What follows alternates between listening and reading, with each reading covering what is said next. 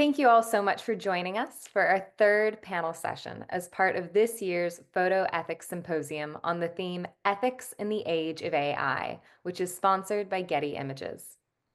This symposium aims to bring together a range of experts on AI and image making to focus on the ethical considerations of AI image generation.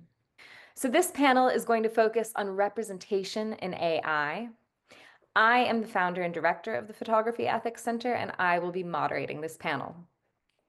On this panel, we have Mutale Nkonde, who's founded the AI for the People, a public sector responsible AI team that focuses on product policy.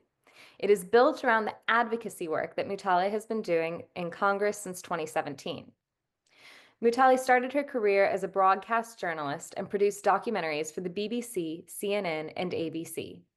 She now also writes widely on race and technology, as well as speaks at conferences across the world. She currently holds a fellowship at the Digital Civil Society Lab at Stanford University, and she is an affiliate at the Berkman Klein Center for Internet and Society at Harvard University.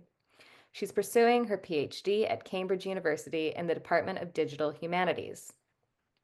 Also joining us in this conversation is Dr. Rebecca Swift, who is a world-leading creative expert who has pioneered visual insights. As Senior Vice President Creative at Getty, Rebecca directs the company's creative insights and creation of imagery and video used in award-winning advertising, design, and editorial around the world. Rebecca joined the photo industry over 20 years ago and was one of the founding members of the creative research team at Getty Images, introducing visual research methodology to the industry. One area of visual communication that Rebecca is particularly passionate about is evolving visual representation. Rebecca is personally responsible for driving change in visual language depicting women and girls, which she has done by rewriting the visual standards of commercial imagery depicting this group and briefing Getty Images contributing photographers against these new visual standards. Most recently, she has turned her attention to addressing authentic and diverse representations of people with disabilities and moving the visual language about aging forward. Rebecca was awarded the Most Influential Leader in UK Visual Media in 2020 at the Corporate Excellence Awards.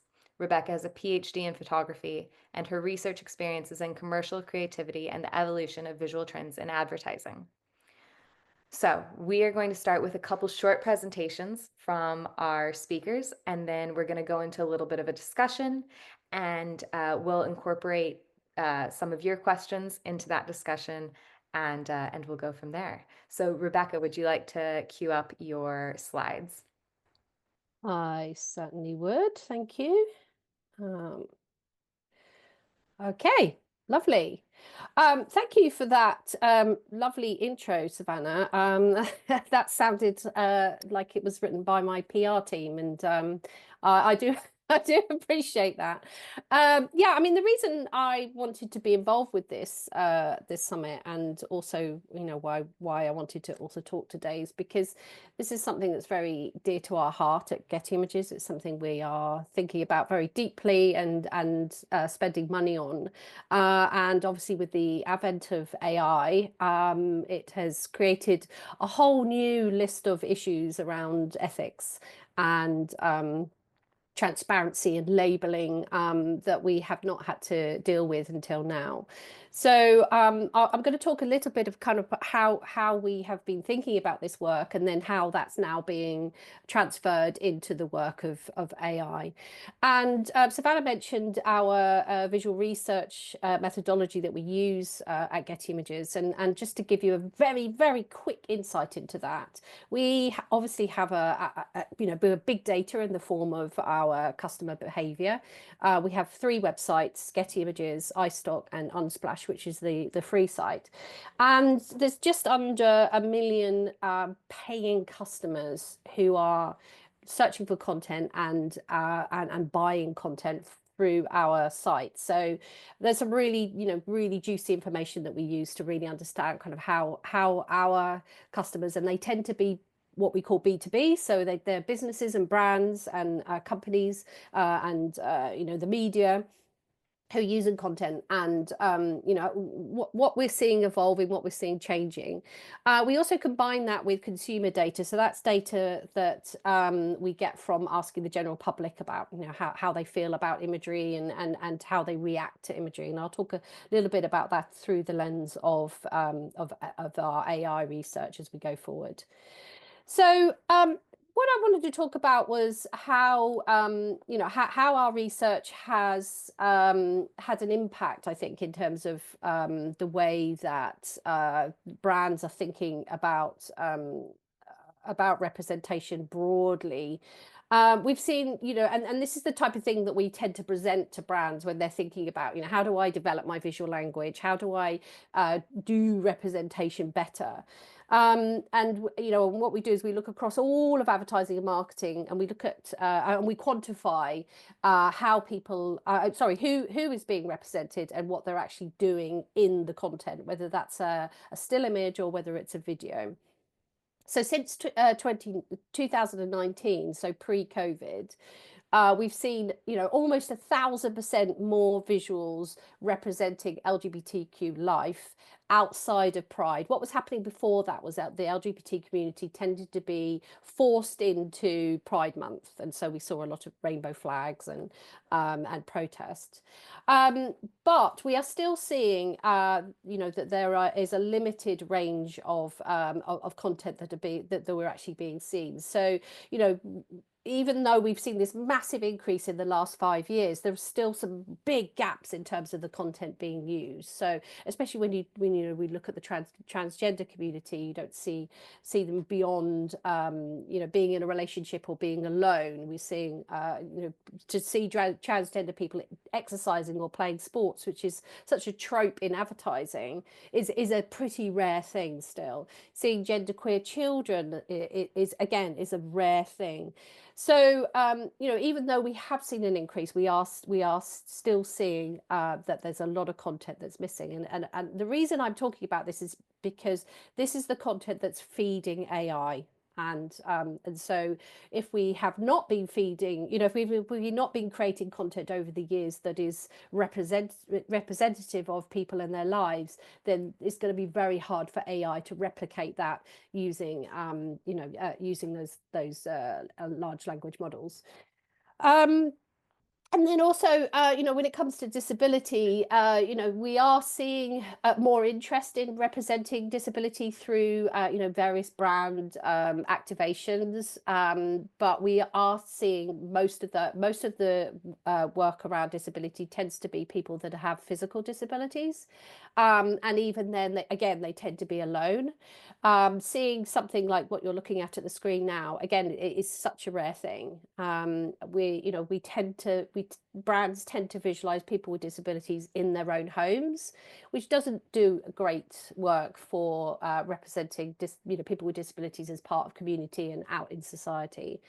Also, very difficult to visualize are invisible disabilities, and then when it comes to neurodiversity, especially, it's a tricky thing to put a visual to. And so we're doing a lot of work around how do you represent people who, for example, are on the autism scale without showing, young boys, who don't have very good social skills, which again tends to be the stereotype.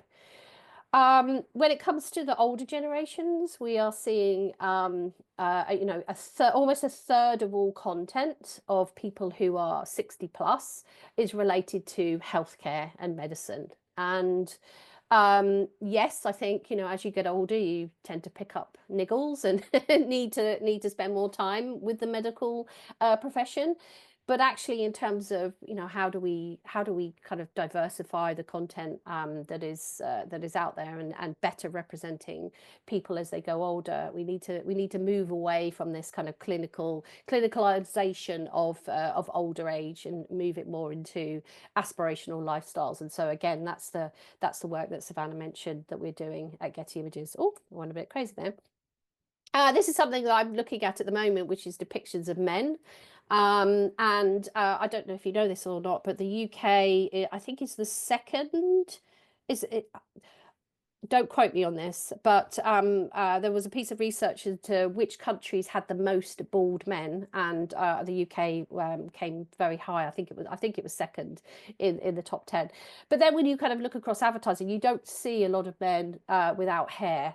And this has everything to, again, to do with stereotypes of, what does, what does a masculinity look like? How do you promote success within marketing and advertising? It tends to be men with a full head of hair, and so our lovely men who do not have a full head of hair are less represented. In not only in advertising already, but therefore also in data sets. Similarly, when you start to look across religion and different cultures, 80% of visuals that are featuring people from the Muslim community are young women. And so anyone who is not from the community tends to associate Muslims with young women. And so there's a lot of work again that needs to be done there. And then something that's harder to define is people with larger bodies. And, we've done a lot of work trying to define first of all, how you define body shapes, which is really difficult. And also how you ensure that you include different body shapes in the work that you're doing. So, last year was the first time that we saw people who had a larger body shape. And also, what's larger mean? I mean, larger in the UK means something very different to larger in Japan, for example. But we are starting to see better representation. But that's literally in the last year. So there is not, again, I'm going to go back to AI again. There's not a great big data set of people with realistic body shapes. The other issue that we're having to deal with AI content in particular is the rise of the deep fake. And, my business is half brand marketing, and the other half is what we call editorial, which is news content. The image on the right is an image that we took in Gaza. The image on the left is an image that appeared in online on a media site, which was actually AI generated. So, this work is something that we're really having to kind of think about in terms of how is this type of image also impacting representation in terms of representation of the truth, but also representation of the world and the world that we want it to be. I put this image in because I wanted to just talk about kind of where we're at as an industry. This was one of the kind of iconic images from the Olympics this year. And it was incredibly successful image for us in terms of the number of downloads and the amount of licenses that this image had. But actually on Google, there is as many searches for this image as there are searches for whether this image is real or not. And so, the trust that we are now coming to content with is much, much lower than it was pre-AI. And so, that is going to have a big impact on how we think about what we're looking at and the people that are being represented in the content that we're showing. This is real, by the way. I must mention that. So, as I say, there has been this element of distrust that has been that has entered into the discourse around especially advertising imagery. Now, the world of advertising is not founded on truth and truthfulness, and there are certain standards that we have to abide by when we're creating content and we're putting stuff out into the world. It is actually pretty well regulated, I think, the world of marketing and advertising. But there has always been an element of content being retouched or even created by CGI completely. But now, the general public are coming to the content not really knowing whether an image is AI generated, and also not really caring in most instances. But I think that the big thing is not being able to tell whether something's AI generated or not is really, really key. And so I think going forward for marketers and advertisers, we're really going to have to think about, how do you prove that your content is real? How do you prove that it's a real person and that you're doing the work to better represent the identity group or the community that you're showing in your advertising? There is a big push. I think, this is from our own research, but I've seen lots of other studies that have been done this year around labeling and the transparency of AI content, and the need to not hoodwink your customers or your consumers or your audience, depending on who you're creating content for. And again, there's been some really interesting examples in our world where the influencers on Instagram have been, exposed as being AI generated. These is just some examples here. Again, I don't think there's not a huge difference between what you're looking at here and the aesthetic of the Instagram influencer, and I think that's why it's been difficult until more recently to understand that these people are actually AI generated, and most people are not doing forensic kind of research into whether something has been AI gen or not. To me, they look incredibly AI gen, but I'm assuming that most people were not aware of that. And again, that just creates distrust. It also, I think, really highlights, and this is an example of the the Formula E team that used an AI influencer to promote their team.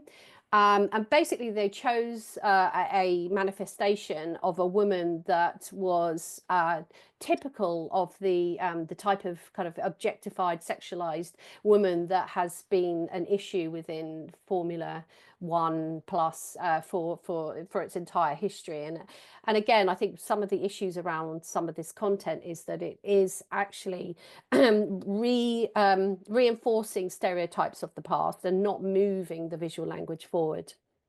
Levi got into a lot of hot water where they were using AI to diversify their models in their campaigns. I mean, that could be a whole presentation in itself, but I would just leave it there for everybody to think about the ethics of doing that. And then obviously we're seeing stereotypes being generated by AI models. This is a great example. We did this piece of research with all of the kind of the main tools. Just if you just run prompts on doctors, you always get a mature white male. Similarly, if you do nurse, you tend to get a woman a woman of color, a younger woman of color. So that very much is giving you an insight into what is in these tools and what they're being trained on, if they're not able to give you diversity as you do your searches. And I think the other thing that's really interesting to me is this was one of the early AI generated ads that caused a lot of interest, and because of their weird legs and the way they're walking. But look at these women. These women are so typical of what is out there in social media, and the men are very typical of what we see in social media as well. Full head of hair, slight a little bit of stubble, incredibly well dressed, usually a shirt, a blazer, and a pair of chinos, and so the AI is doing a great job of showing us the sins of the past. And I think that a lot of the problems with these tools is that especially with ethnicities, you have data sets that are woefully underrepresenting large chunks of the community. We compared our data with the data of Leon, which is the big data set that a lot of these tools are using. And you can see here, when it comes to representation of the Asian community, for example, it is a tiny amount of images, and then when you kind of dig down into Middle Eastern indigenous people, you're basing your tool on a tiny data set. And so the question, and this is kind of philosophical as well as commercial is how do you know if the future is AI generated content, how are we ever going to get to a point where we're representing the world as it actually is, if this is the data set that we're working from. And I'm just going to wrap up here, but we've been doing a lot of research and a lot of testing of the tolerance of AI content, and what we found with the general public is that they tend to still veer towards the image on the left. Especially amongst older men, I'm just going to leave that out there.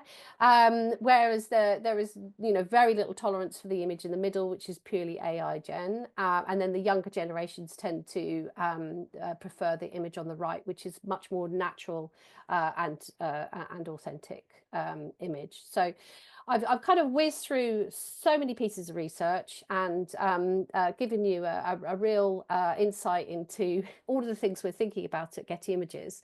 And I hope that kind of sets up for Mutale, who I think is coming on next.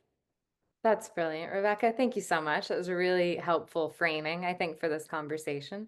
Thanks very much. And Mutale, would you like to load your slides up?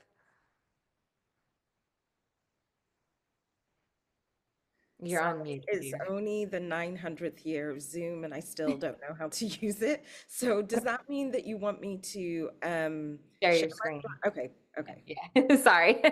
Load the slides. I was like, oh my God. Okay, here we go. Okay, so Rebecca, if I can call you that, if not Dr. Swift, thank you for that incredible framing as I go into the work that I do. So my name is Mutale Nkonde. I run a nonprofit that's based in the States, even though I'm based between the UK and the United States, called AI for the People. And what we're really looking to do is to advance policies and practices that reduce the expression of what we call algorithmic bias. And I'm going to speak a little bit about that in my presentation. And just to follow Rebecca's point, whenever anybody reads my bio, I'm always like, oh my God, I wish I knew that person, but it's me. So here we go. Oh, wait, You're I gonna think hit I started, slideshow, Jess. oh no, I started with the last slide. Okay. How can I unshare? I think there should be a button at Oh, the bottom. stop share. Okay, I Yeah, totally don't know how to use Zoom. I'm don't about worry. to share with the first slide. Again, sorry, I was whizzing through the slides to make sure that they were in Earth. And then, oh God, have I lost them? Okay, I'm gonna have to, okay, so just talk amongst yourselves. Don't worry. While, while I reboot. You would not think that I have a 15-year career in the tech industry. Because most of us don't use technology because we're scared of it, because we design it. And then the ones that do use it don't know how to use it. And I sit somewhere between those two groups. Okay, here we go. Okay, so here we go. Let's start again. Beautiful. Thank you, thank you. Oh, here, is it So, slide showing it? I don't know. oh Hang on. wait, it's not showing? No, it's showing. It's just, is it small for everybody else? Yeah. Can you hit slideshow again? Oh, Just that it little just, slideshow. okay, is it big? No, but it's okay. I Okay, don't know why it so isn't, but don't worry. can I get it small? It's big on my, oh wait, slide sharing is paused. Is this a thing? Stop share. I don't know, Daisy, you're more tech savvy and Zoom savvy. Can you help us out? Mhm. I think maybe you need to stay on the screen where you're sharing the slide so that you can press through it. Otherwise, you can send me the link to the I slide can and I can share it either for do you. that. I'm sharing. Are you seeing it? Are you seeing my whole screen? Are you seeing big or small? Tell me what you're seeing. Right now, nothing. Okay, so I'm going to send you the link. I'm actually going to start talking and I'm going to send you the link and I'm just going to ask you to advance because I don't want my inability to use this technology to stop us from having a discussion. Don't worry. Okay. Just make sure the sharing permissions are open. Okay, no problem. Why did it work in rehearsal? Oh. I don't know. That's really strange. It's always the way, though. You know, we do a test run before we open the meeting, and it's beautiful. And then you get into the meeting, and it's just sod's law. Okay. So I've opened the link, and I'm gonna have it open on my side so I also know what I'm saying, because it is 5 a.m. in New York City right now, and I might not remember. Okay, perfect. So, brief overview. Once the slides come up, I'm going to do an introduction. I'm going to go into the science of not seeing, because I think it's really important to ground this conversation around AI and representation and some type of visual history. I'm then going to talk about computer vision. I am an AI expert. This has been my field of expertise for, like I was saying, 15 years. So there is going to be a tiny amount of science, but it will be very digestible. Then I'm actually going to contest this idea that ethics, as we come to representation, is that the right frame? Some of the work that has been done within industry, and then the thing that really keeps me up at night in terms of representation, visionary, and AI is the representation of the photographer, of the image maker, specifically as a filmmaker, who gets to own this image, and how my call to you, hopefully, is that as a visual community, that you all should be building power around this. If you could go to the next slide. Oh my God, this is amazing. Thank you. I just talked about that. So the next slide.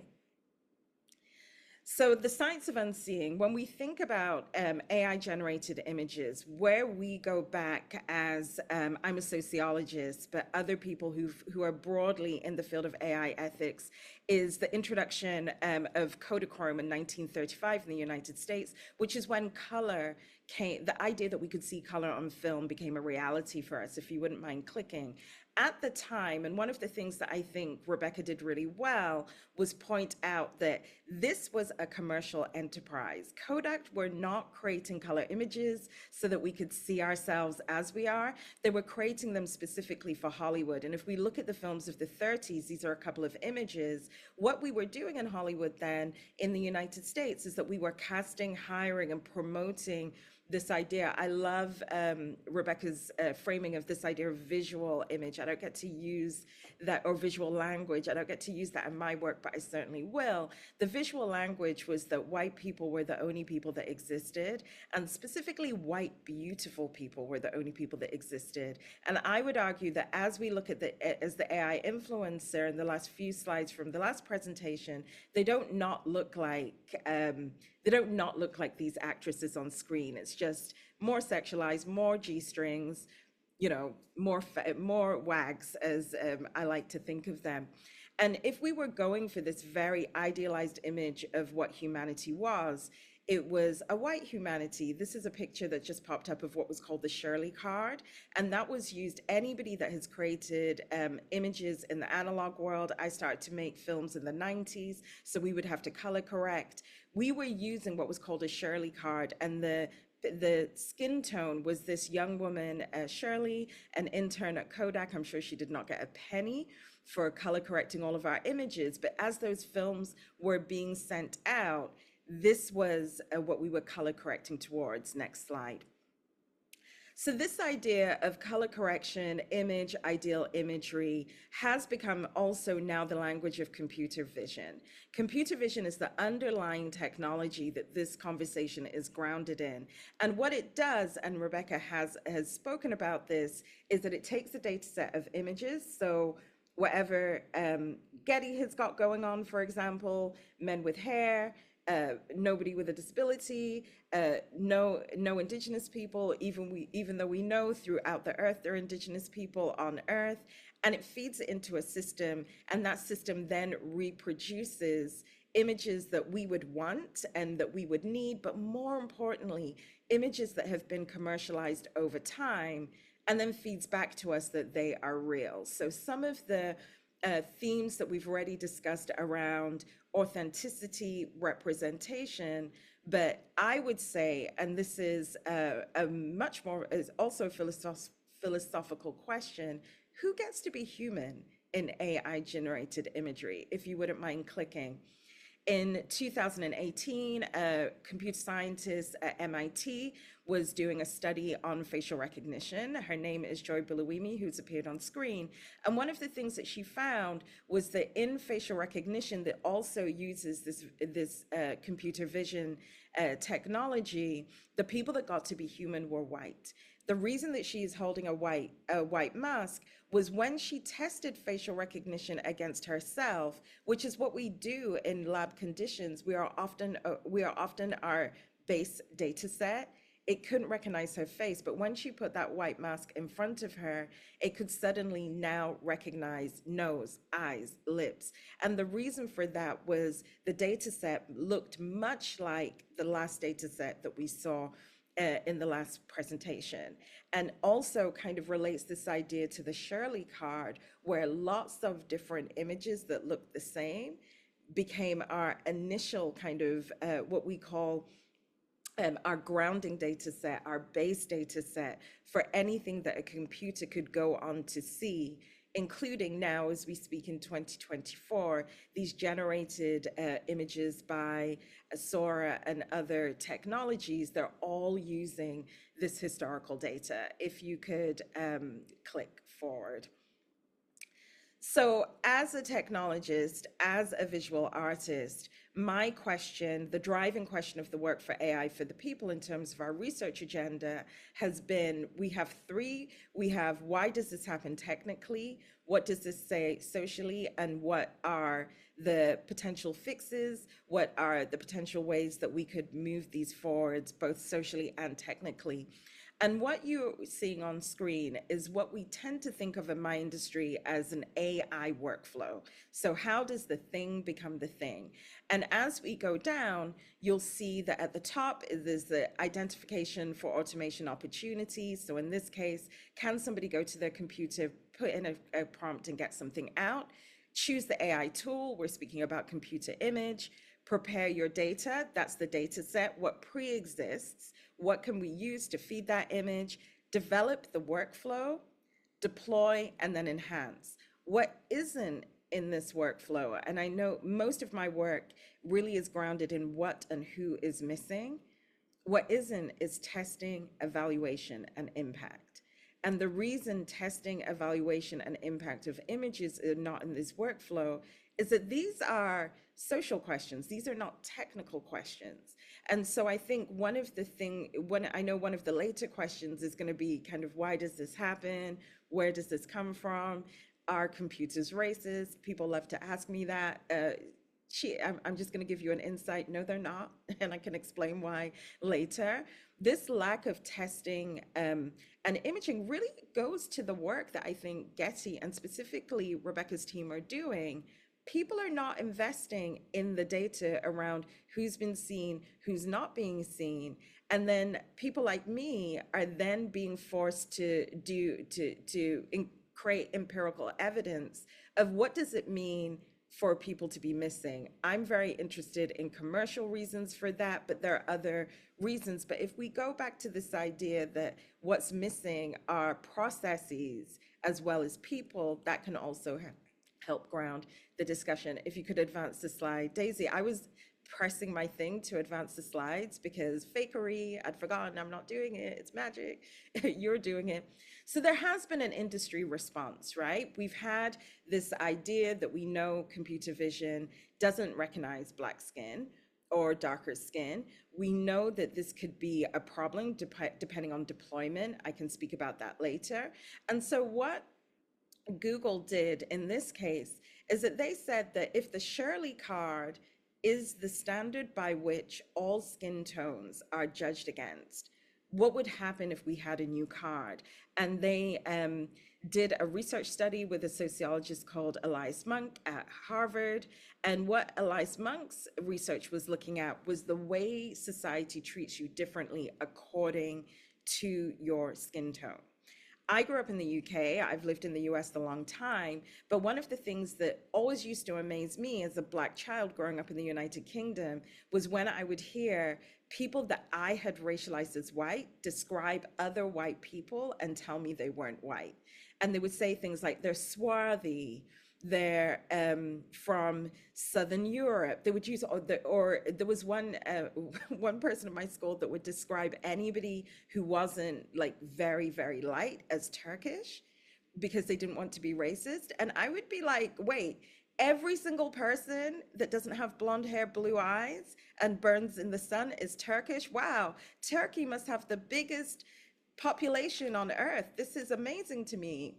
They just didn't know what to say. They had no, to Rebecca's point, visual language. But Dr. Monk's work is really grounded in this idea that the gradations in which we live, the gray areas, the diversity, the difference in which we can tell our visual story impacts our life outcomes.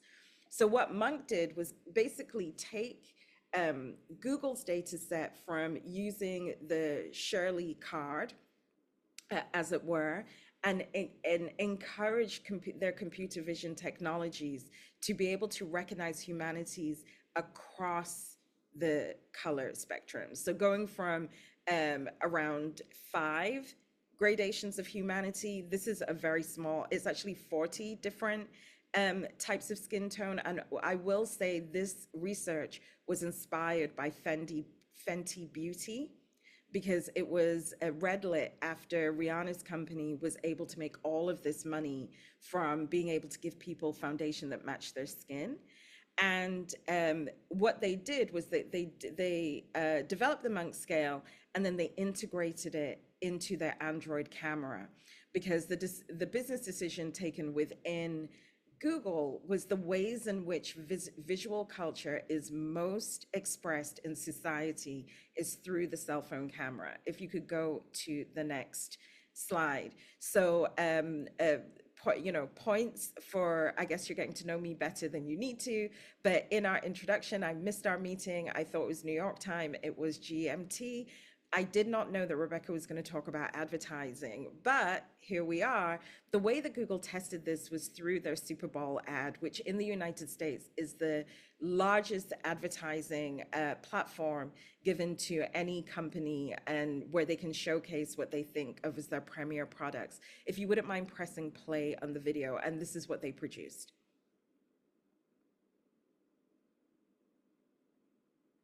Oh, there's sound. Is sound not happening?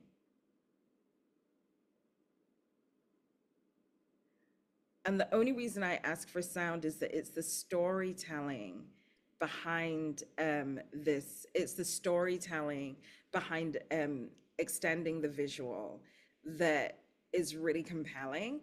And if we can't get the sound, Daisy, it's fine. We can send it out afterwards. I don't want to, after like prolonging this, but basically you could still play the video and I can narrate. People with darker complexions have always struggled with having good lighting. Every single yearbook photo of mine has been terribly shot since I was a kid. I always show up as too dark or shiny. 'Cause if you love me, you love all of me. Everything the light touches, oh, baby, give me light touches. Oh, yes, look me in my eyes, takes over my mind. Don't you be afraid, no, no, no, no, no. And if you love me, you love all of me, or none of me at all. So that ad went out to over 50 million people that watched the 2021 Super Bowl, if you wouldn't mind clicking. One more time. And it became the best, oh, if you could go back, it became the best-selling Android in Google history. The reason that camera is sold was in improving its ability to pick up skin tone. They actually had to improve the whole camera experience. The largest consumer were white men. They wanted a better camera. they were already being seen, and it allowed them to deploy and go forward into developing markets like India and Africa, where they have younger youth populations. And guess what? Young people take more selfies of themselves than older people, it turns out, in their market research. And so they were more likely to adopt the Google version of an Android versus, if you're looking at places like Africa, Chinese versions of the Android. So there was really this amazing case study of how, if you are fixing to create visual languages, the AI, as we're using AI systems like computer vision for across domains, and I can speak about that, improving them also has this commercial instinct as we think about, we can go to the last slide, as we think about the future of photography. So if you could go to the next slide. My talk has really been grounded in hopefully helping us understand how we kind of got to where we were in unrepresentative AI images. It's hopefully then got to show how we can solve this. There are certainly technical fixes, but without some of the work that I think Getty and other people and researchers in the academy are doing to put this case forward, that this is something that society wants, I don't think that we are fulfilling our potential. But for me, those are not the ethical issues. The economic case cannot be the ethical case. What I think is more worrying is the ways in which AI images are being just swept up to create data sets without compensation to the creators. And if we have ethical questions around AI, I would love to discuss those certainly more. This is a strike by animators here in the United States that took place in September, where they wanted to make sure that their work would be protected going forward, and it wouldn't just become one machine that then creates what I think Rebecca did a really good job of showing, how the machines can only create very limited types of representation. And then the other thing that I would say is an ethical concern is the amount of electricity and water that it takes to cool the data centers that even help us promote these images. And, you know, it's great to have representative data sets, but my final argument, and I'm looking forward to the discussion, is that we're not going to care about visual photography if our environment is at risk. So these are other ethical concerns that are not directly related to the image, but they relate to all of us, and I would love to discuss them further. Thank you so much for dealing with my drama, and I'm really looking forward to being in conversation. That was all brilliant. Thank you so much. I think both of those presentations set us up so well for a conversation. I think there's so much to dig into.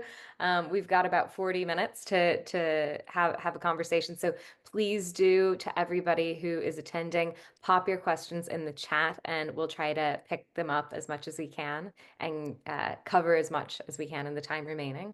I think I'll start us off with a few questions, if that's all right.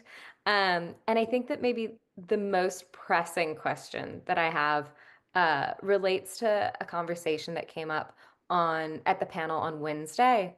And that was a panel looking at creativity and AI. And we were talking, the conversation became a lot about the imperialism of AI. And so I was thinking about this in terms of, and this I think relates a little bit to the point that you were making, Mutale, about like, what are the most pressing ethical questions? Because there are clear risks in not including a diversity of people in the data set. For example, the lack of facial recognition.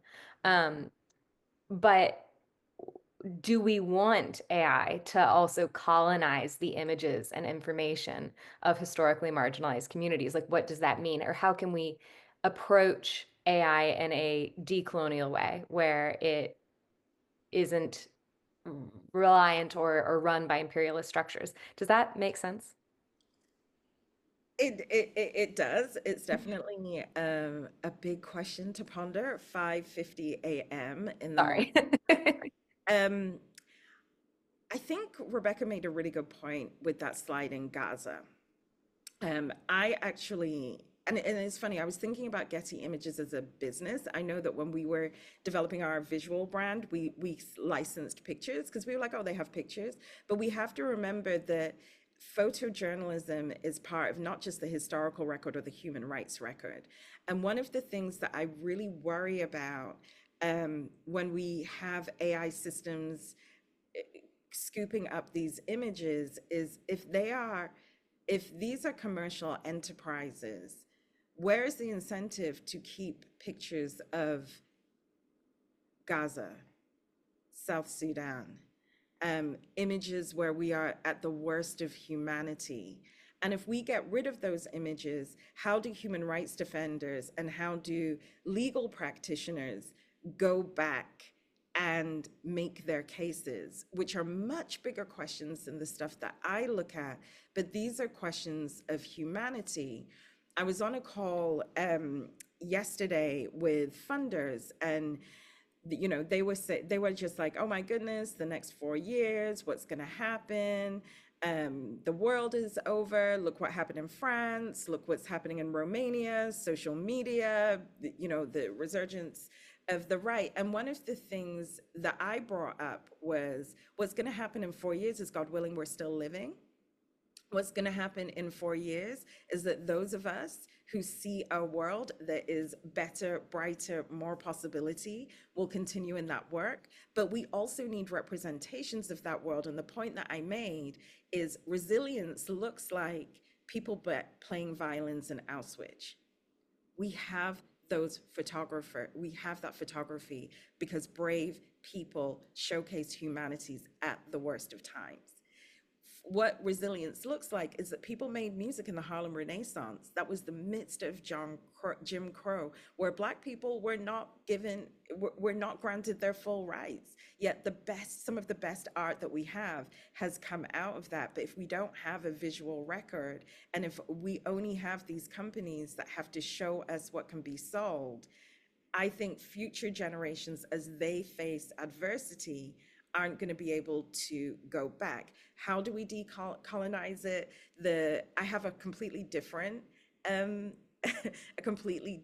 presentation that looks at capitalist logics and AI and how we need to think about public sector AI. We need to think about decentralizing some of these data sets. We need to think about Anthropic, for example, which is an AI company where people left OpenAI when it decided to commercialize. It's funded purely by philanthropic money, and it's a public goods organization, and its goal is to develop generative AI that has some type of societal good. So I think we need to look at different business models, and I think we need to preserve the documentarians. We need to fund those people. We need to find those people, and we need to continue to be able to preserve the best and the worst of history, even when it's not profitable. Great. That's a great response. Thank you so much. Rebecca, would you like to respond or comment on that? Yeah, I mean, I think my brain is about to explode. I think with AI there is only one type of business that's getting rich, and that's the big tech companies. And there is no global governance of AI. There are certain laws, such as the EU AI Act, that are trying to control the spread of AI, especially the spread of deep fakes. And also having some kind of ethical guidelines around how it's used and how it's labeled. And that work is so many years behind that we're kind of living in the wild, wild west at the moment, where you've got these massive companies with huge resources in terms of revenue and human and computing power, who are kind of distributing the ability to make content and to work in a way that we have not been able to work, and that is incredibly exciting for a lot of people. So, I'm kind of, I definitely fall on the side of I think if you're creating an AI tool, you should be doing it ethically. I'm a big believer in tools that are created off of permission data, which is talking to Mutale's point. And we've made one ourselves with the company NVIDIA. And I truly believe in ongoing compensation for artists that are included in that tool. And again, that's something that we insist on at Getty Images. So you know, there are ways of doing it. It's really hard, it's really complicated, it's expensive, and you're battling against these massive corporations who are just spreading, you know, spreading the excitement across the world. And I think most people, most of the general public, are not thinking about whether it's doing harm, whether it's having an impact on the creative community. You know, the language of AI in the media is that it's almost like a new religion. You know, you have these AI tech people, you know, talking on these big stages such as, you know, TEDx and South by Southwest, etc., and, you know, saying this is the worst that AI is ever going to be. You know, the future is AI in 5 years' time, in 10 years' time. So you're kind of being sold a dream of the future, which I find really fascinating to watch, kind of from an outsider. Well, actually, I'm an insider, aren't I? But from a researcher's point of view. Is, you know, and that is obviously getting a lot of the attention, and it's really interesting, again, from my in my world, those ads that have used AI, and a great example right now on our screens is the Coca-Cola Christmas ad. The industry has gone crazy over that ad. You know, how dare they, how dare they use AI, such a big brand. And yet, you know, Coca-Cola's kind of view of that is, well, we're using our IP, we've gone into our archive, we're just kind of repurposing and thinking about our work in a new way, and using this new tool to be able to do that. So there are so many different arguments around AI in general, I think, that are but I think it's always that case of, you know, we need to think about how do we use it in a way that, and I'm going to use the word ethical again, I kind of use it in a way that's ethical, but is also giving people and brands and corporations and you know, education institutions, and, you know, people who can't afford to create their own content, or to even license content from people, you know, people like us, to be able to do that in a cost-effective way that's going to be able, you know, so that they can visualize the world. So, you know, I'm kind of, the creativity element, yes, I find it very interesting and exciting to be able to kind of visualize a different world through AI, but I don't think, I absolutely believe that it should not replace the real world and truth and authenticity. And I think, you know, businesses like ours are now having to really you know, put the kind of the authenticity and truth at the front of everything that we do. It's almost like we now have to prove that, you know, like with the image from the Olympics, we now have to prove that that image is a real image, which is not something we've had to do in the past. So. Absolutely. And can I ask a follow-up question about that as well, which I think relates to some of the examples you shared earlier, Rebecca, which is that I think that the thing that really strikes me about AI as well is, in terms of representation, is that creators can make images of places that they never themselves have been or never have visited or may not know very much about. And I guess with that in mind, what do you think that creators need to know about the way that AI image generators work? Or maybe alternatively, the question is, what responsibilities do image makers or users of these technologies have when they are using AI image generation technologies?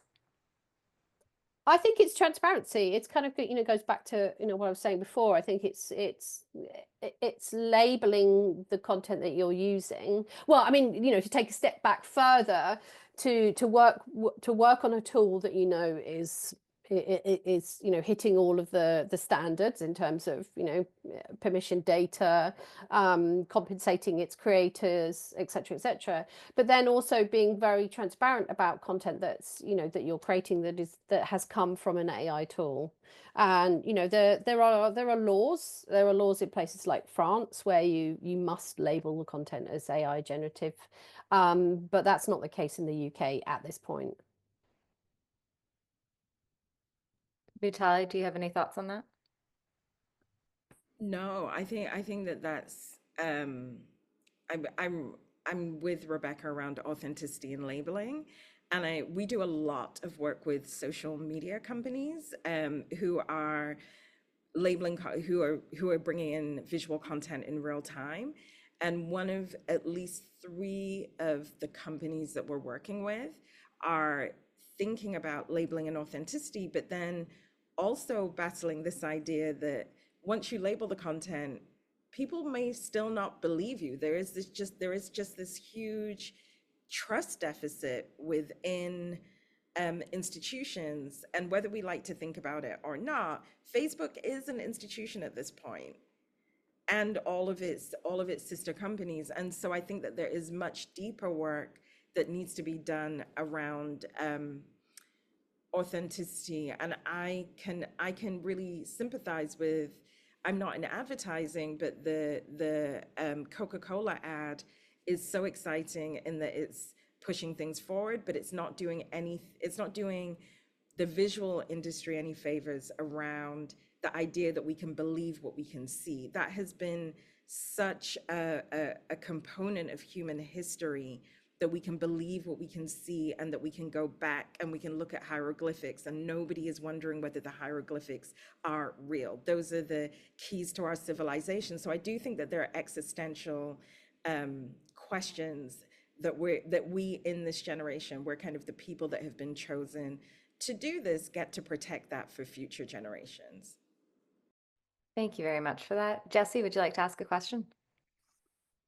Thank you. Morning, everybody, and thank you for such brilliant presentations. I was sort of slightly anxious about kind of raising this point and sounding in defense, I guess, of neoliberalism, but kind of just what you said there, Mutale, about Coca-Cola, and it sort of kind of felt a bit safer about raising this, really. But I guess it's more of a provocation, really. But like, is there a, I guess historically advertising, however critical we are of that as a kind of an institution in itself, and how negative, you know, it's been for the planet and for society in so many ways. But looking at some of the really interesting case studies, I was thinking particularly of the Levi one. You know, I guess what advertisers have really done, and kind of also sort of fashion photography as a sort of a genre of photography, is generally kind of, yeah, like really acting with impunity a lot of the time, and being in the sort of Wild West, and actually really pushing boundaries, and actually their maybe slight naive use of these technologies is quite a good thing, in that they're getting kind of called out, I think. And should we be a bit grateful, I guess, for their kind of maybe not thinking through these things, because actually what it does is it really highlights the public's feeling about these things. And yeah, so I don't know how clear that was, but I guess, like, is there a defense for advertisers, I suppose? I can respond to that, Jesse. I think, you know, to be very, very commercial about this, advertisers are looking for earned media. You know, they're looking for media that they don't have, that media coverage that they don't have to pay for. And so big brands will choose to use AI because of the amount of social media and mainstream media coverage that they'll get, which they have not had to pay a penny for. And so what we have seen since Levi's, which was the first one that had, you know, kind of global condemnation, everybody's talking about Coca-Cola. And so, you know, you could argue that everyone was probably talking about Coca-Cola anyway. And if they had done a beautifully shot video, we would have talked about them. But this is the way that they've decided to go this year, because there is, you know, this ongoing conversation. I'll give you another example: Jaguar and their rebrand that has created so much swirl in the media, which they have not had to pay a single penny for. So, you know, it's a commercial imperative. Um, but equally, you're existing in an ecosystem where you have the brand, the corporation, and then you have the advertising agencies. And the advertising agencies are selling their expertise. Traditionally, and certainly through my career, advertising agencies sold their creative expertise, and that is what corporations paid for. Now they're selling their AI prompting and expertise. And so you've got all of these agencies that are all rushing to try and generate as much money for themselves and to assert themselves as AI experts with big brands. And so they're pushing big brands to use AI gen content because it looks good for their portfolio. And that is just, that's the way that the commercial world works. So I kind of feel like advertising is a little bit, it's gone a little bit off the rails at the moment, where there's this kind of, everybody's trying to get as much money as they can out of the desire to talk about AI, and B, the desire to kind of be seen as, leading the charge, doing something really interesting, regardless of how the customer or the audience is reacting to that. I can't imagine that Coca-Cola is going to suffer. Their sales revenue is not going to suffer because of all of the media outrage around their around their ad this year. Thanks very much for the question, Jeff. Thank you. Yeah, that was so yeah, I guess in a nutshell, it is about that sort of cynical, all publicity is good publicity. Yeah. And I think that, from a kind of research point of view and a study point of view, I think these are the things that will become interesting over time. As you start to kind of look at how, whether if the media, if we as because we all have our own kind of output through our own social media, we get bored of talking about it. And the mass media gets bored of talking about it. Will we therefore see less AI gen content, or will it just become more insidious and we just won't notice it anymore? But obviously that's going to take years. Cool, thank you. Okay. Mutale, do you want to comment on that, or should we move on to another question? No, move on. I'm fascinated. It is fascinating. I wouldn't have thought about that. I feel really bad for bringing in like the commerciality at this point. I do apologize.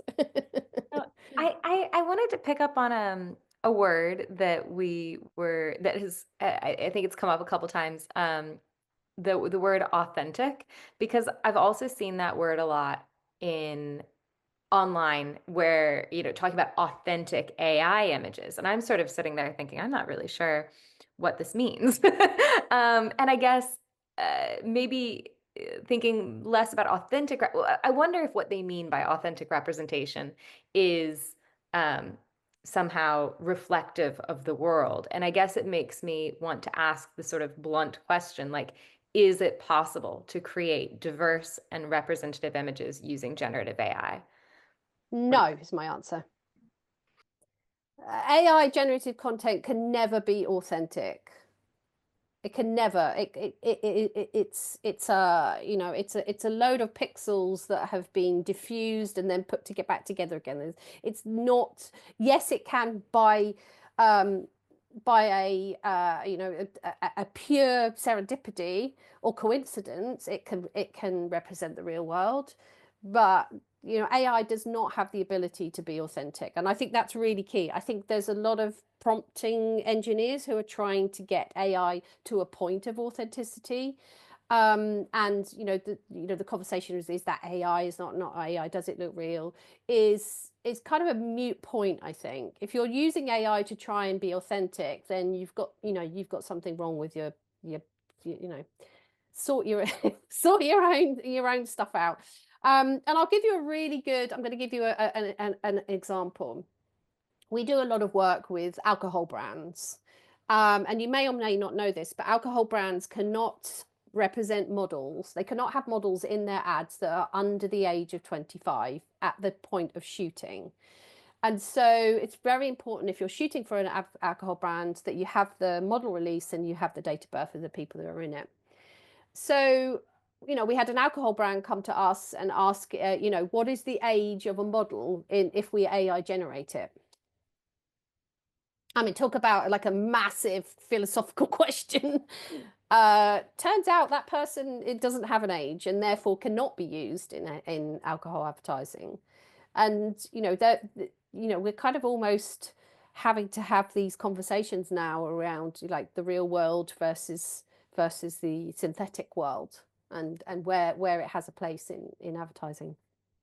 Just to pick up on that point, as a designer, I think people get confused about what AI can do and cannot do, which is why when people start, I'm in lots of weirdo Silicon Valley conversations around sentient AI. Is it going to make us live forever, right? And one of the things that AI systems, all they do is gather, aggregate information, and then give you trends within the information that they have. And that has to be, I think, really held up in this conversation because it's within their literal universe. What human beings have are the capacity to grow, to change, to learn, to make critical decisions, to put lots of mixes of different types of humans together, see what you get, to experiment. AI systems are never ever going to be able to do that. So to kind of extend this point that Rebecca made about prompt engineer, like advertisers becoming prompt engineers, which is very ridiculous to me, but hey, I mean, if it makes money, whatever.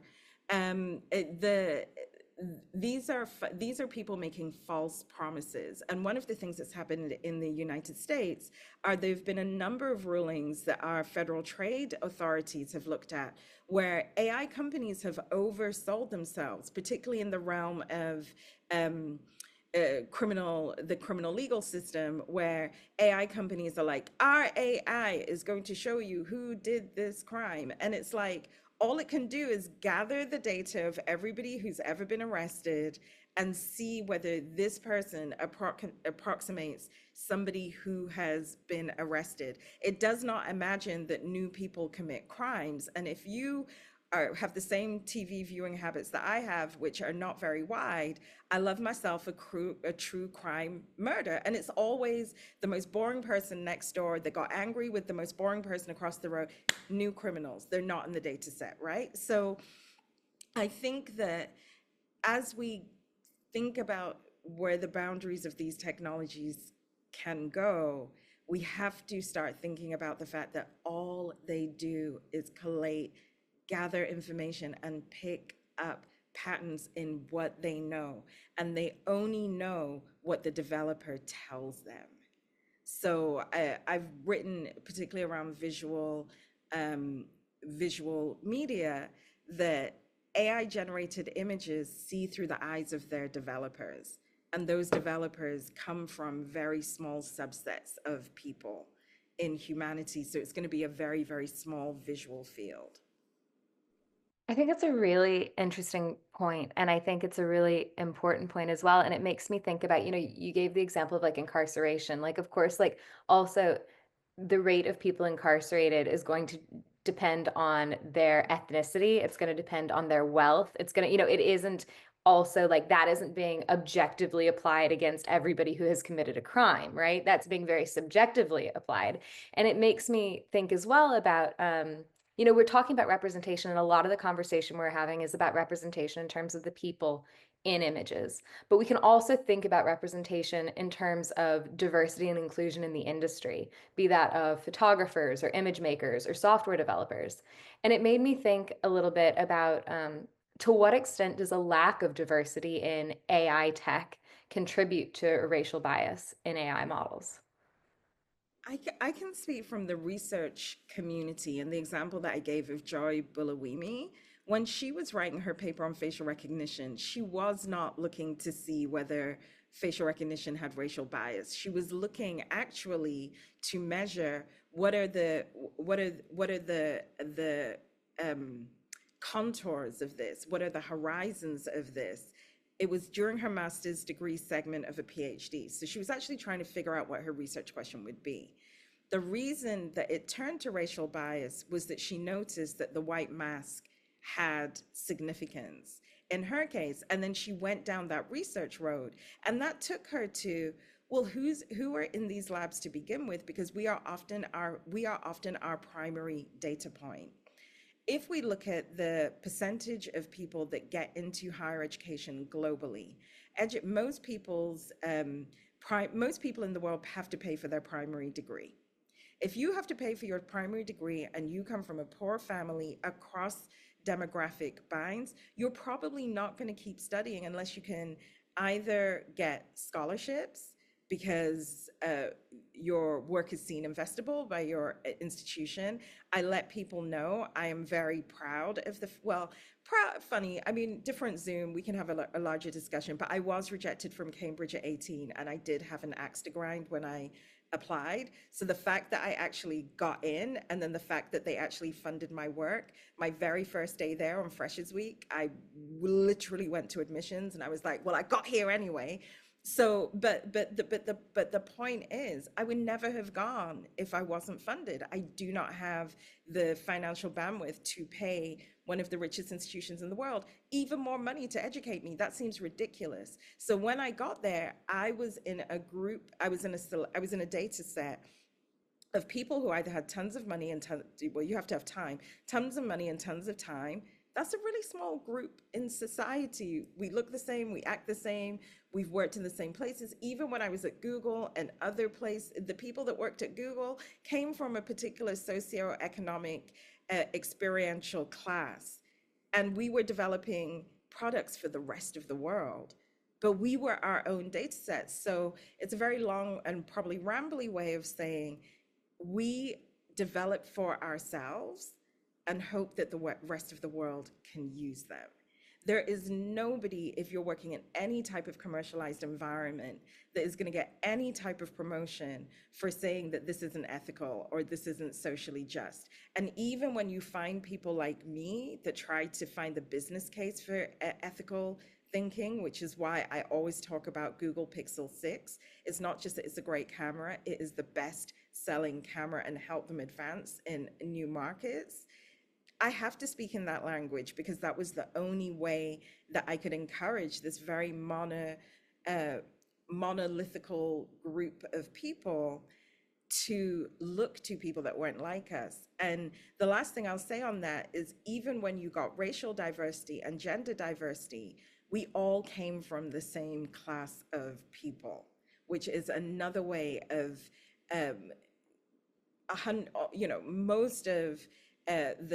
most of the people that buy these products are not from our socioeconomic class. So there were so many different ways in which they kind of pattern matched the same type of person over and over again, and then they hire from the same universities that we came from. So it's kind of like a birth to retirement, boring fest of the same types of people. No, that's super helpful. Rebecca, would you like to chime in there or respond to that at all? No, I mean, I kind of feel the same way. I've been in this industry a long time, and it's an incredibly male-dominated industry. It has been, and it's taken 20 odd years to shift that, and to encourage, even just courage. If you kind of look at it in a very binary way, encourage more women into the industry, and then if you start to break that down by other demographics, it's only been in the last 5 or 6 years that there has been a concerted effort across the industry to ensure that whoever's behind the camera is representative in many cases of who's in front of the camera, but also that there's a kind of diversity of approach and perspective in terms of what they're creating for the world. So, in the history of photography, which is, well over 200 years old at this point, that is a tiny, tiny drop in the ocean of, where of the, shifting the demographics of the entire industry. And now we've got AI coming in, and oh, lo and behold, it's a load of blokes again. I have met so few women who are kind of working in AI, and especially AI Gen. And I kind of want to be able to influence that. And it's really disappointing that these businesses are not thinking about that from the get-go. They've started businesses from the ground up in a very, very short period of time, and the push to dominate, to win the space race, to be the ultimate male, has meant that, once again, most of the rest of society has been left behind. And I will just add that you see that reflected in the teams. So if you look at responsible AI teams across tech companies, it tends to be a bunch of women, non-binary folks, and other people on the gender spectrum. You see in the responsible team racial diversity.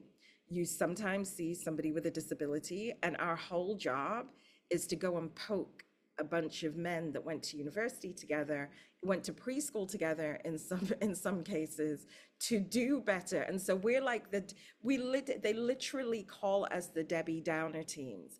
And when they come, they're always like, oh God, here they come. But it just creates this real visual of feminized people having to do the very gendered work of cleanup, because they often cannot commercialize the crazy things that they're developing and they're building. And I would definitely love to see more types of people in both types of team. I think that both sides of the AI industry would benefit from that. Absolutely. No, I think those are all great points. Does anybody else have any questions? I see, Simon, you popped a comment in the chat there. I just wanted to see if you had a question that you wanted to put forward related to that. Yeah, well, it's been fantastic the last 3 days. But I think to mirror and echo some of the comments recently about it's the same struggle, it's a new technology. If you go back to colonialism and imperialism, this world has been built by white bourgeois men. And here we are again in a struggle for equality and representation.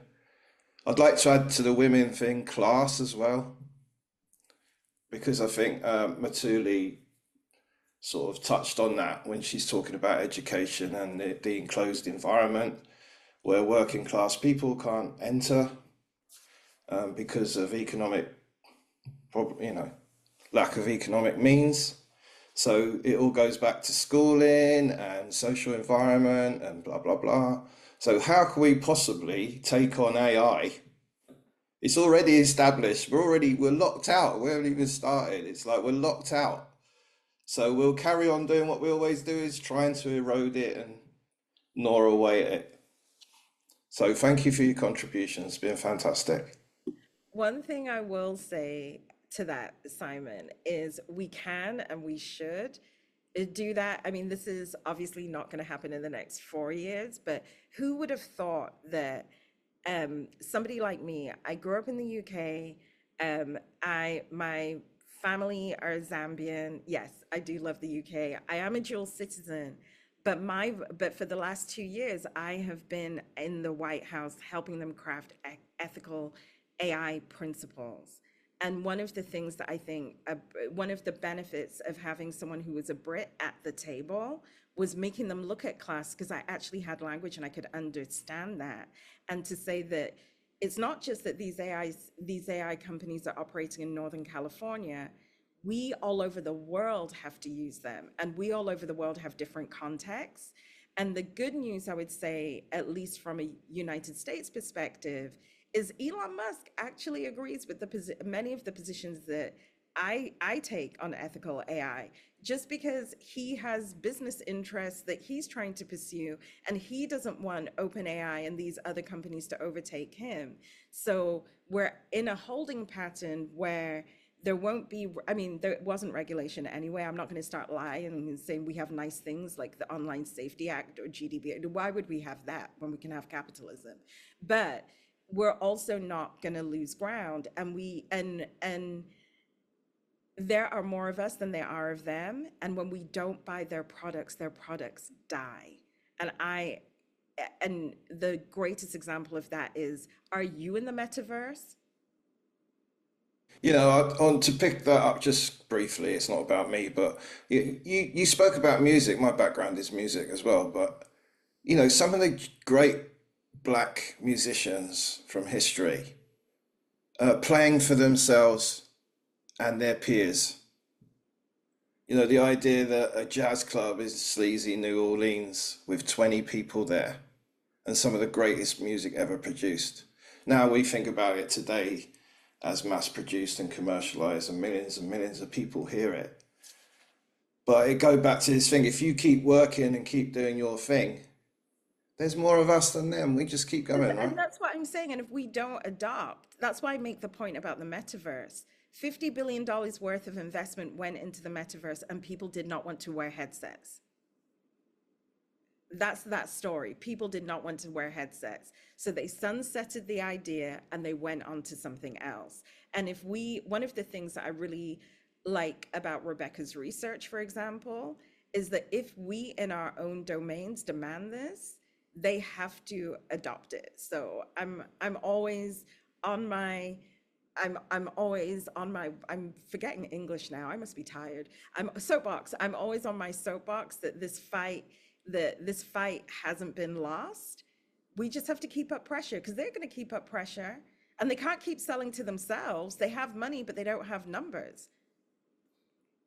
Absolutely. No, I think those are great points. Yeah, Rebecca, did you want to jump in? Yeah, I just wanted to respond to what Simon said about the resistance, and we are starting to see that already. And you know, in my world, we're seeing a kind of shift towards the type of imagery that AI cannot create. And I think, you know, as you walk around, look at the number of ads now that just focus in on hands. There's a lot of the phone networks and the phone manufacturers are really cropping in tight on people's hands, and that doesn't in itself doesn't look that you think, oh well, it's another ad, but actually what they're doing is they're showing you that it's a real image, that it's not. We all know, I think even my parents understand that AI cannot do hands very well still, despite all the investment. And so, you know, we're seeing this kind of resistance to AI through an aesthetic. I'm going to call it an aesthetic resistance. See if that takes on any kind of it takes on any momentum. But also, you know, we're seeing a lot more analog photography. We're seeing film being used in movie production. You know, going back to the ways of creating that is a completely is an art form, and is a craft that is not a technological craft. I mean, I'm sure Walter Benjamin would argue that it's a mechanized way of creating content, but it is, you know, it's not sitting writing prompts. So we are already seeing that, and I think that will probably gather pace as time goes on. I love that idea of aesthetic resistance. I'm Yes. gonna lean into that. You heard it here first. Yeah, absolutely. Do you have, just for like Becca, 30 write it seconds? down. Write it down so that we can cite it. Write it down. I know I need Yes. to put it in the paper very quickly. You Yeah. do, absolutely. Please do. But yes, do either of you want to just close with a comment or reflection for like 10 seconds each, or are you happy to leave it there? Just that this was a great conversation, and thank you for dealing with my drama. So just that. Don't worry at all. Rebecca, do you have anything? No, I mean, it was an absolute pleasure to talk about this work and to you know, just to think things through on a kind of deeper level.